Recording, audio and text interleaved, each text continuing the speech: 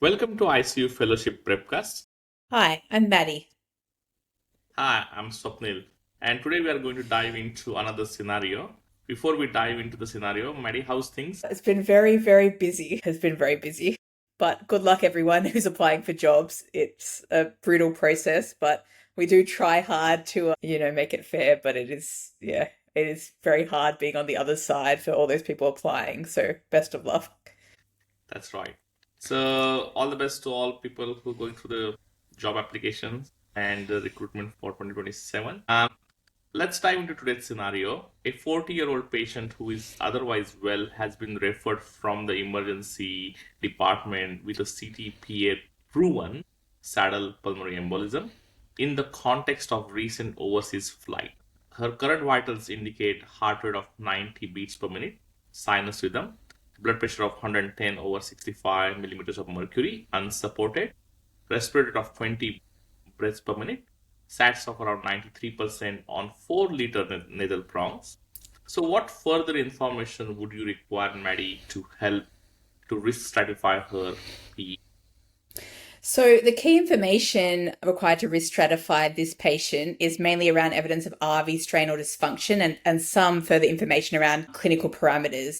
So I guess traditionally over the last few years, we've used risk stratification has used the 2019 ESC guidelines, and this categorizes patients into low risk, intermediate low risk, intermediate high risk, and high risk groups. For those of you who've been in medicine a bit longer, and you might know the terms like massive PE or submassive PE, but that terminology has now been replaced. We're going to speak about some of the newest guidelines as well, but for this specific patient, I'd want to know about clinical parameters and evidence of RV strain and dysfunction. So from a clinical parameter perspective, this generally relates to calculating a simplified PESI or S-PESI score and ensuring hemodynamic stability. So from that perspective, there's some historical factors. So we know she's young, otherwise well, so presumably know things like cancer or chronic cardiopulmonary disease. So from a historical point of view, she'd have a low sort of risk score. And from a hemodynamic stability perspective, she's currently stable and supported. But part of the stratification for the ESC guidelines is whether there's been a systolic BP drop of 40 millimeters of or mercury or lasting longer than 15 minutes and not due to any new arrhythmias, hypovolemia, or sepsis. And that would place her in a higher risk category. But for this patient, like presumably if that's not the case, her heart rate's less than 110 and her systolic is 100 or like 100 and greater. So she'd score no points for S-PESI score in terms of her hemodynamics. And then finally, from a respiratory point of view, we want to know what her SATs are on room air. We know that she's requiring some supplemental oxygen, but if her SATs were less than 90% on room air, she would score a point in the S-PESI score, which would increase her mortality and morbidity and would place her in the intermediate risk category. The next thing that we really look at, especially clinically, is evidence of RV strain or dysfunction. So if this generally looks at imaging and biomarkers, and if there's evidence of imaging RV dysfunction and elevated biomarkers, then this would put her in an intermediate high risk group. But if one or none are present, then she'd be put in an intermediate low risk. So there's actually some specific criteria for RV strain and dysfunction that they use in the ESC guidelines, which usually look at the RV-LV diameter ratio, McConnell signs, a flattened intraventricular septum, a reduced TAPSE or impaired RV systolic function. And there's a few other criteria. Then also, other than on an echo, you can also see evidence of RV strain on a CTPA, which again looks at things like the RV-LV diameter ratio, the volume ratio, and whether there's contrast reflux into the IVC. And from a biomarker perspective, it's just based on an elevated troponin levels using the criteria that you have in your hospital. This was actually quite an interesting topic to look into because there's been some very recent guidelines released this year. So the AHA and ACC guidelines were released in 2026. And they have a totally different classification system for PE. So they categorize patients into 5 categories from A to E. So A is a subclinical PE, B is symptomatic with a low clinical severity score, and it's divided into B1 and B2. C is symptomatic with elevated clinical severity scores, D is incipient cardiopulmonary failure, and E is cardiopulmonary failure. So it's generally a patient with refractory cardiogenic shock or cardiac arrest. There's further information in the show notes about the actual different subcategories of these A to E categories, because there are things that are, they also have like respiratory modifiers and use several other scores as part of it, including the SCAI stage, which is something that looks at the someone's degree of shock, but it's quite interesting to look at. So I'd really recommend looking at these ARC guidelines.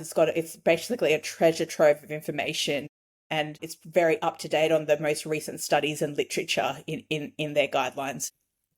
Thanks, Maddie. So we also covered these guidelines in detail in our episode of eCrit Care podcast. So those who want to kind of listen to these guidelines while driving to work, feel free to go to eCrit Care podcast and listen to the last episode, which was exactly about those guidelines by the AHA.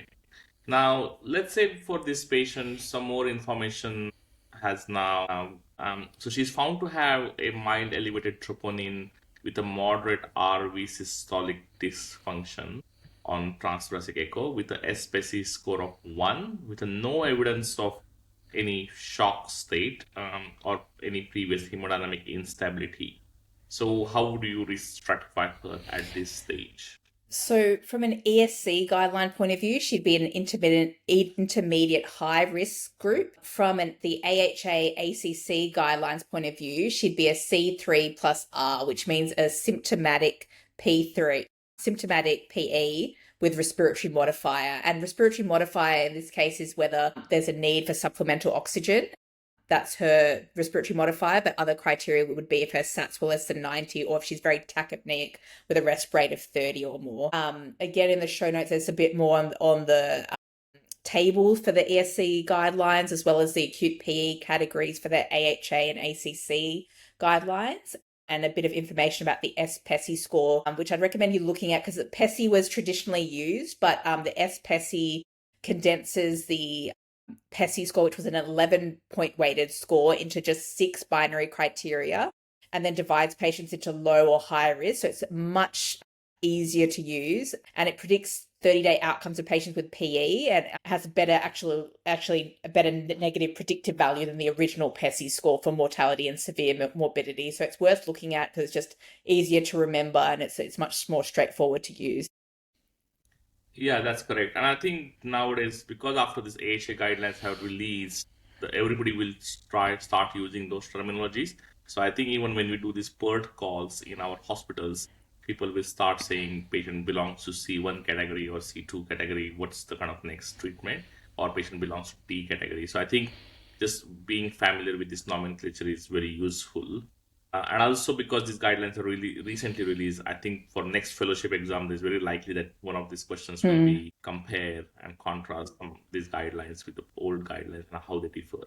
And I think that's might be the nice segue into the next question. So what are the advantages and disadvantages of this AHA grading criteria compared to this old ESC criteria?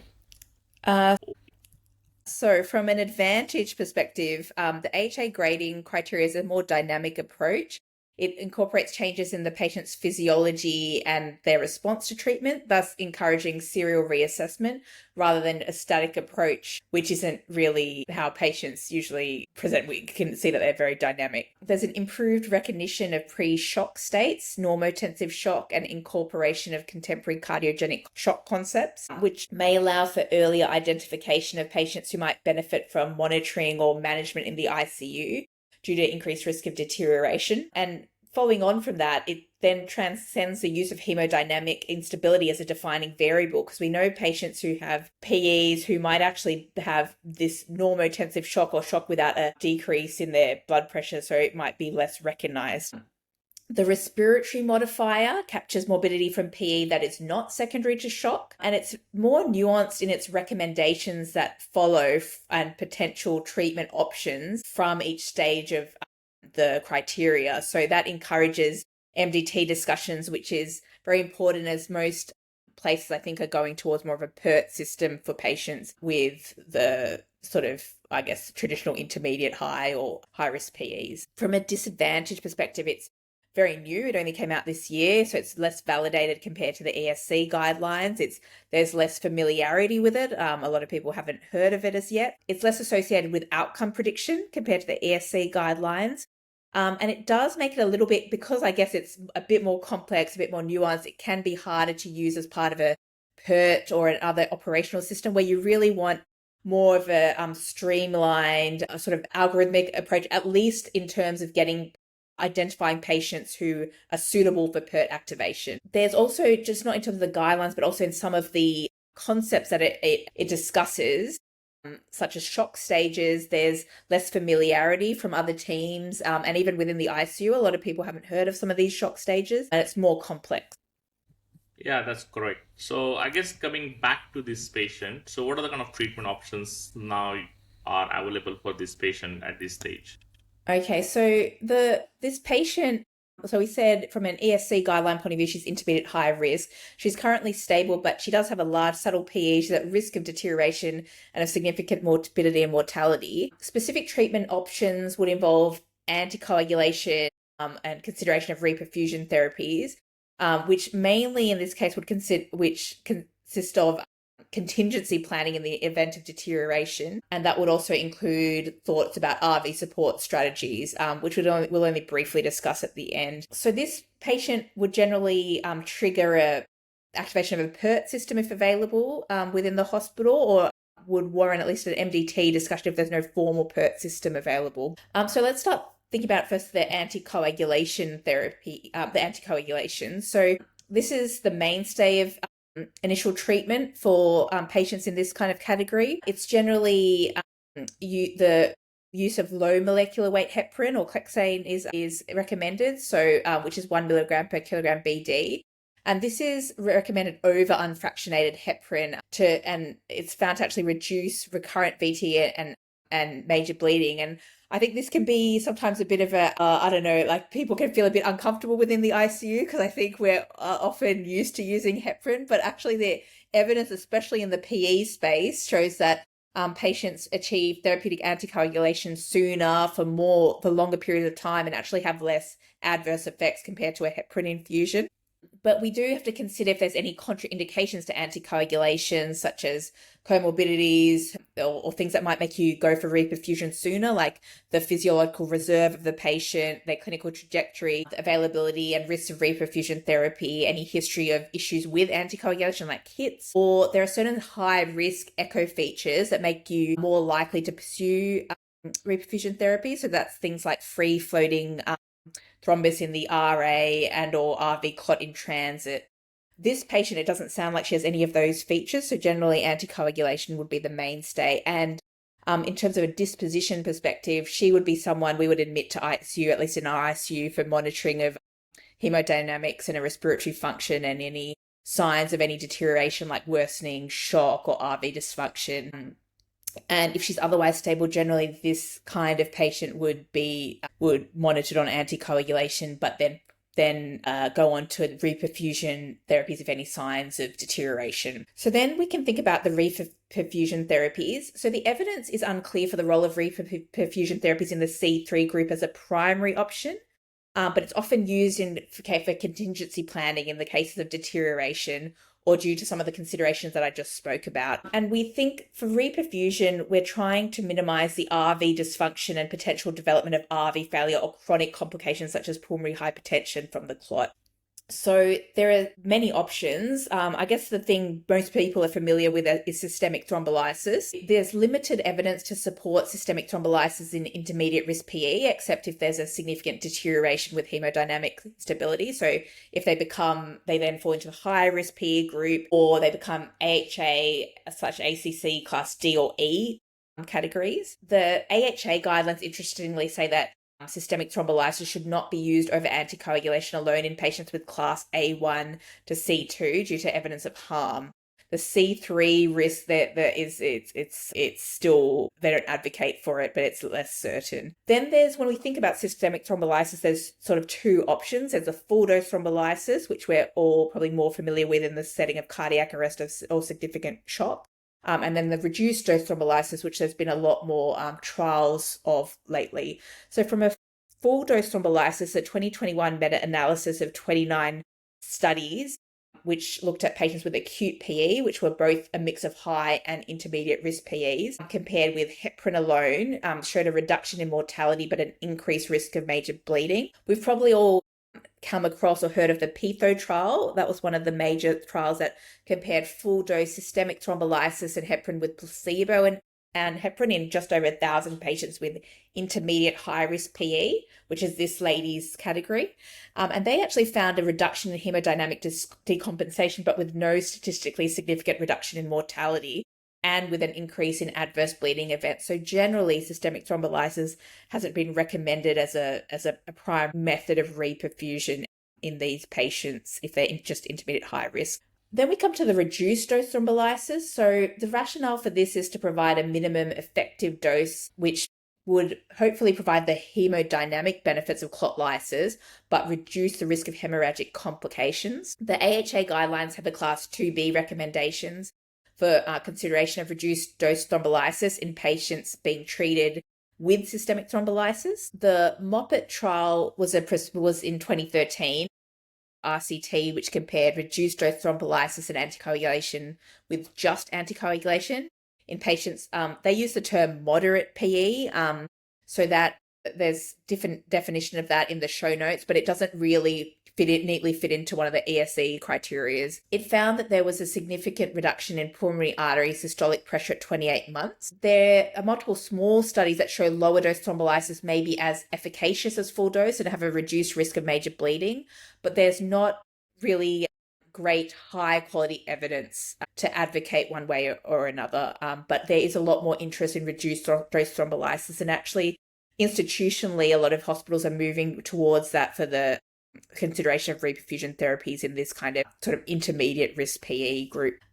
The next option is catheter-directed thrombolysis. So this is where a thrombolytic drug is given via pulmonary catheter to dissolve the PE. This has a lower bleeding risk as it has a lower total dose of a thrombolytic, and it's got the advantage of also being able to give anticoagulation or in some cases also do a suction embolectomy at the same time. It may reduce RV dysfunction faster than anticoagulation alone, but it does require things like IR, availability and expertise. You have all the complications of IR, like exposure to radiation and contrast, and maybe require sedation or anesthetics. There's a few studies. So the high PITHO trial is probably the most recent one, which was in 2026. And that looked at intermediate high risk PE group of 544 patients. And it compared catheter-directed fibrinolysis plus anticoagulation with anticoagulation alone.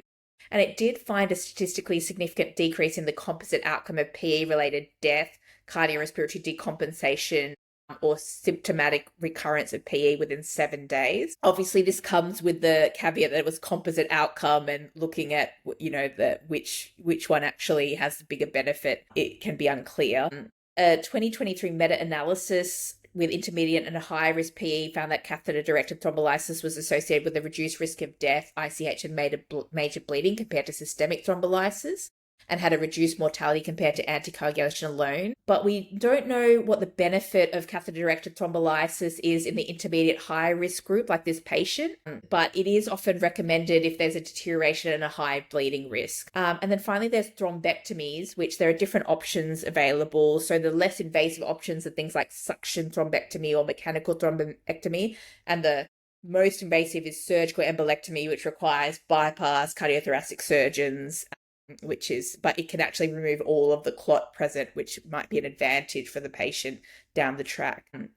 So, but because it's so invasive, surgical embolectomy is generally reserved for patients with high risk PE with absolute contraindications for thrombolysis. So wouldn't at present be advocated for this patient if there's no significant deterioration. Mechanical and suction thrombectomy has been shown to reduce PA pressures and the RV-LV ratio.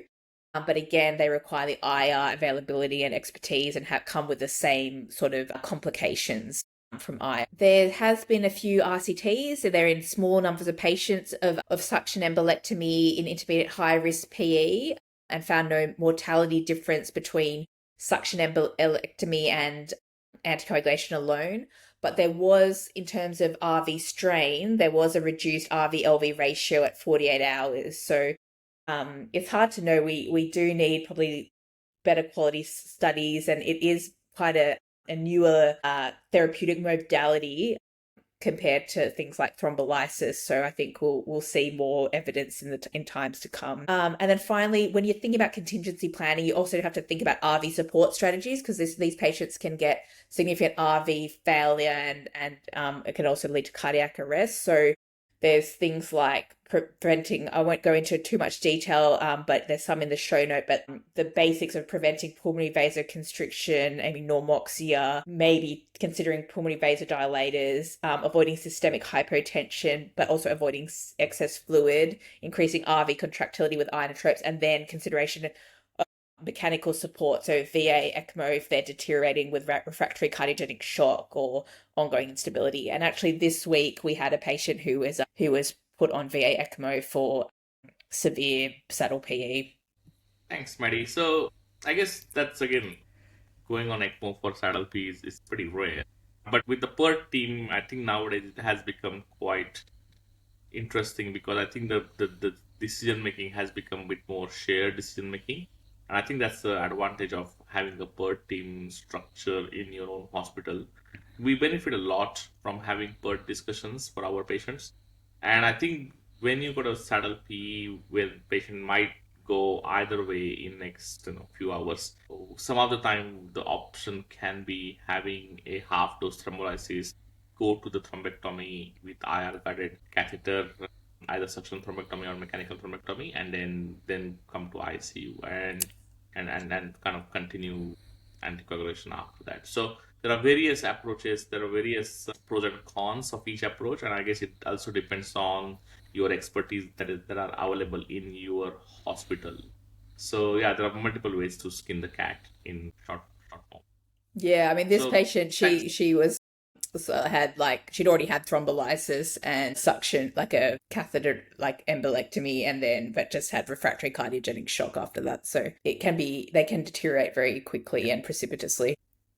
Absolutely, absolutely. Yeah, so again, I think the key message for all the candidates or listeners is make sure that you are familiar with this new guidelines and also, have some conversations within your hospital if you don't have per team structure to have established one because I think that's very useful. It's quite powerful to kind of making that shared decision making in these patients because they are quite complex patients and one answer is not always the right answer. So that's the end of our today's podcast. We'll be back with another snippet in months time. Till then, goodbye and have a nice time.